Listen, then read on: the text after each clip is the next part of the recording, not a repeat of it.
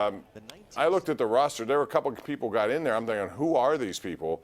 The Pirate organization right now has major issues all the way around, but lack of pitching depth is going to be the #1 issue, I think, when we're talking strictly baseball here, looking into this offseason. Because now with Vasquez done, what are they going to do in the pitching department? Well, I don't know. Neil Huntington pretty much said that they're not acquiring a starting pitcher. They have no interest in that, but really, as I told you, Bob, I've stopped watching the Pirates. But if I do flip past them, I have like a 1 in 3 chance of knowing who's on the mound for them. I don't know who's pitching for this team, who could possibly pitch for them next year. It's a complete mystery, and it's a shame because at the start of this year, pitching was their strength. It's hard to believe Seattle started this season 13-2. They were in first place. Yeah. They won 13. Since then, they have one of the worst winning percentages in all of baseball, yet they've come here and won the first 2 of the series. All right, let's get moving. We're going to go right to the lines, and we're going to begin with Sean in Monroeville, who joins us first tonight. Hey, Sean, what's up? Hey, what's going on? Hey, the Stiller, you know what the Stiller problem is? The whole problem is Keith Butler, bottom line. Okay. You don't think the scheme's very good? He's terrible. You figure Mike Tomlin, he came from cover 2, 3, 4. Right. And but when he came, he had Dick LeVeaux. And it seemed like as soon as Dick LeVeaux left, their defense just fell apart. So I really don't. I mean, the first year after Dick LeVeaux, they did improve in certain areas. But I hear you right now because I do look at this way, and thanks, Sean. Gene, they now have 8 #1 draft picks on their team on defense. Right. To me, the talent can't be the excuse, or can it? I mean, maybe those guys, some of them don't live up to it. We've seen Artie Burns. We've seen, Bud Dupree not be what you would expect. Jarvis Jones came in. He was supposed to be some great player, never turned out to be. So either it's the guys who were drafted aren't as good as they are drafted to be, or schematically it's not working. What do you think it is? It could be a combination of both. Well, yeah, it could be. I mean, I like Keith Butler, but, since he's been defensive coordinator, I mean, not much has gone right for him.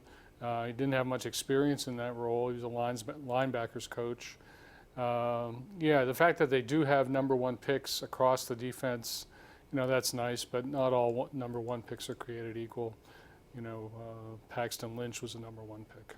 Mike Thomas on Twitter, at KD Pomp, at Gene Collier, he says, Steelers have to become a run-oriented team right now. Help Rudolph and help with the defense. Never had a true identity before this, but now they must commit to the run and stick to it.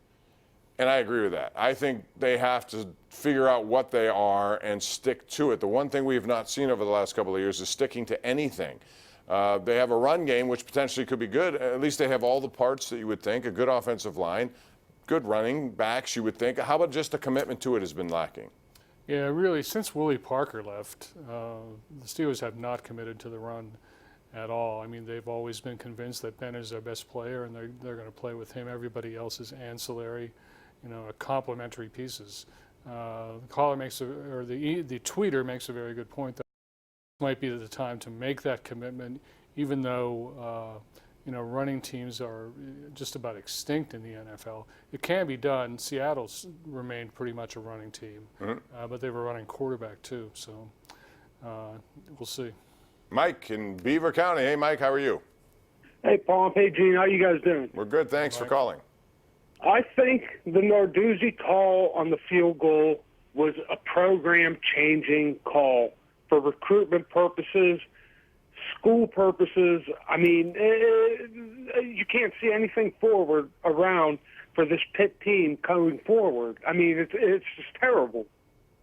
Yeah, I agree. I don't know what more we need to say because I have not encountered one person anywhere who agreed with what Pat Narduzzi did. So let's find out what Mike in Ross Township has to say because I believe he wants to talk about the same thing. Hey, Mike. Hey, Bob, Gene, how you doing? Good show. Good. Thanks. Hey, I was just wondering about Narduzzi. When's his contract up? I mean, this whole team is his recruiting class, isn't it? Well, yeah, I mean, they have a lot of his kids here now, and I think he's a pretty good recruiter, to be honest. It would be good to get some of these high-end kids who go, but that's hard to do no matter who's in charge here. I sometimes wonder about game day execution and some of the things I see there, but you asked about his contract. Thanks, Mike, for the call, Gene. I think it's extended to, I don't know what year, but they gave him an extension not too long ago.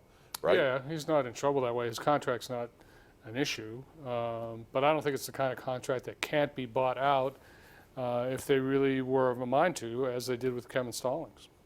That was a big buyout, by the way, Kevin Stallings. It was like $9 million. If they'll do that, they can do this. They could. Let's go to Gary in Cranberry. Gary, how are you? Yeah, how you doing? Good, what's up? Yeah, I just want to talk about the Steelers. I mean, you guys talk about the Steelers. The Steelers, they ain't not going to win nothing, okay? They're lucky if they win 2 games this year. They don't have nobody to pass to. This guy, you're putting this new guy in there. There's 3 guys that can't catch the ball, and Juju Smith is double covered. No, he's not. not. Running backs, Juju Smith's not been double covered. But they use Connor. Listen, you talk about their defense. Their defense is good. Way better than it was. They've given up 61 points in 2 games. Yeah, and they couldn't stop 3rd and 15, 3rd and 20, 2nd and 20. I mean, they had their problems and their hands full. The defense is terrible. But I like you to keep. Are you still there? Do you want to go more? Okay. I kind of like calls like that. He just goes on a little bit of a rant, and we sit here. And we sit here. Really. It's good material for your comedy show, I think. Let's go out to line 2. That's Wayne in Reserve Township. Hey, Wayne, how are you? How you guys doing tonight? We're doing okay. All right, I want to switch it up a little bit. Let's get to the other sports team in this town where there ain't no drama. They're playing tomorrow night. Yes, they are. And The Pittsburgh Penguins. And I want to get back that telling you, Bob. I want you in that box, and I want you calling the games because you can do it. Well, and I want you. First of all, Mike Lang is Mike Lang, and I think Steve Mears is a wonderful. I appreciate your confidence in me for that sort of thing, but those guys are 2 of the best, I think. So anyway, we're talking Penguins, and Gene, I know you're excited about Penguins preseason hockey, especially, aren't you? Yeah. But I am excited about this year. Hockey runs through March, Bob. You know, and by the way, I should say this, that with all the shenanigans we've seen recently in local sports, it's time to really appreciate Sidney Crosby even more for what he is. This is a guy who is not only at the top of his game year in and year out, but it's how he handles everything. And he does it with no complaints. He does it daily, not once a week, he does it anytime. He's polite. He handles everything. He does things behind the scenes that people don't see. Gene, to me, we're lucky to have a guy like that, I think, in this day and age of sports. Yeah, Sidney's done a great job. He's a great guy, a great representative of the league. And the Penguins have done a great job generally of staying out of trouble. But, count your blessings. You just never know what's going on all the time, as we've seen this week. Now having said what we just said, but talking strictly about hockey, I think the Penguins are one of those teams right now that are kind of looked at as somewhat of an afterthought, only because they have older guys. Their big 3, so to speak, are all in their 30s, and people tend to look at them maybe the way they look at Anaheim with their guys who are in their 30s. Getzlaff and Perry, and at the time Bobby Ryan, who was there, and people like this. But I like the infusion of new people they have, and I really am anxious to see how they fit in. I don't know what your expectations would be, but I think Matt Murray is a guy who is playing for a contract. And that, to me, is big for a goaltender to play for a contract. I think he's going to have one of his better years in the regular season. We'll see. Cutting edge analysis right it's here. September 20th.